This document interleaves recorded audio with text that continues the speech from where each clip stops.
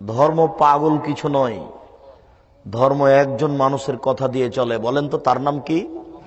তিনি হচ্ছেন মুহাম্মদ সাল্লাল্লাহু আলাইহি সাল্লাম। এই কথাটা সবসময় মনে রাখবেন। আমি আপনাকে হানাফি, শাফি, মালিকি হতে নিষেধ করিনি। আপনি হন, হানাফি হয়ে থাকেন, মালিকি হয়ে থাকেন, হাম্বলি হয়ে থাকেন, আপনাকে আমি নিষেধ করিনি। কিন্তু বিচারের মাঠে যখন আপনি বলবেন আমার ইমাম আবু হানিফা রাহিমাহুল্লাহ, তখন যদি উনি বলেন না না না না আমি কাউকে এই কথা বলিনি, আমাকে মেনে চলো এই কথা আমি কাউকে বলিনি, যদি এরকম বলেন তাহলে কি হবে? আপনি যদি বলেন আমি ইমাম শাফিকে মানি, উনি যদি বিচারের মাঠে না খরচ করেন তাহলে কি হবে? এই জন্য পৃথিবীতে একজন মানুষকে মাথায় রাখবেন, যার নাম মুহাম্মদ সাল্লাল্লাহু আলাইহি সাল্লাম। লাভ হোক আর লস হোক, বেশি কিছু করার দরকার নেই।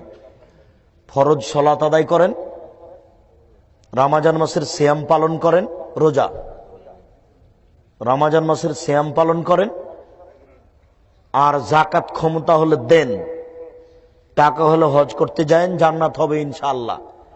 একটা লোক আল্লাহ রাসূলের কাছে এসে বলছেন দুল্লানি আমালেন ইলা আমিলতু দাখালতুল জান্নাতা। আল্লাহ রাসূল আমাকে একটা আমলের কথা বলেন তো আল্লাহ রাসূল, যে আমল করে আমি জান্নাতে চলে যাব, এই একটা আমলের কথা বলেন। তখন রাসূল সাল্লাল্লাহু আলাইহি সাল্লাম বলেন 5 ওয়াক্ত ফরজ সালাত আদায় করবে, রমজান মাসের সিয়াম পালন করবে, ফরজ যাকাত আদায় করবে, টাকা হলে হজ। এই পর্যন্ত শোনার পরে লোকটা বলছে ওয়াল্লাহি লা আজদু আলা হাজা আনকুসু মিনহু, আল্লাহর কসম আমি এর চেয়ে কম করব না, আল্লাহর কসম আমি এর চেয়ে বেশি করব না, আল্লাহর কসম আমি এর চেয়ে কম করব না, আল্লাহর কসম আমি এর চেয়ে বেশি করব না। এইভাবে বলছে আর চলে যাচ্ছে, কসম করছে আর বলছে আর চলে যাচ্ছে। তখন আল্লাহ রাসূল বলছেন মান সাররাহু ইয়ানজুরা ইলাল জান্নাহ ফালানজুরা ইলা হাজা, কেউ যদি জান্নাতি দেখতে চায় তাহলে এই লোকটাকে দেখে নেক।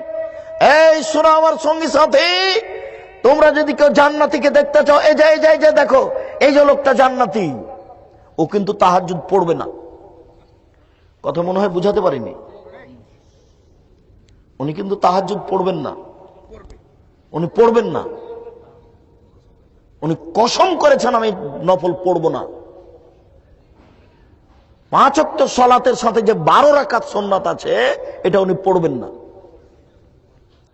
আল্লাহর কসম আমি এর চেয়ে বেশি করব না, আল্লাহর কসম আমি এর চেয়ে কম করব না, আল্লাহর কসম আমি এর চেয়ে বেশি করব না।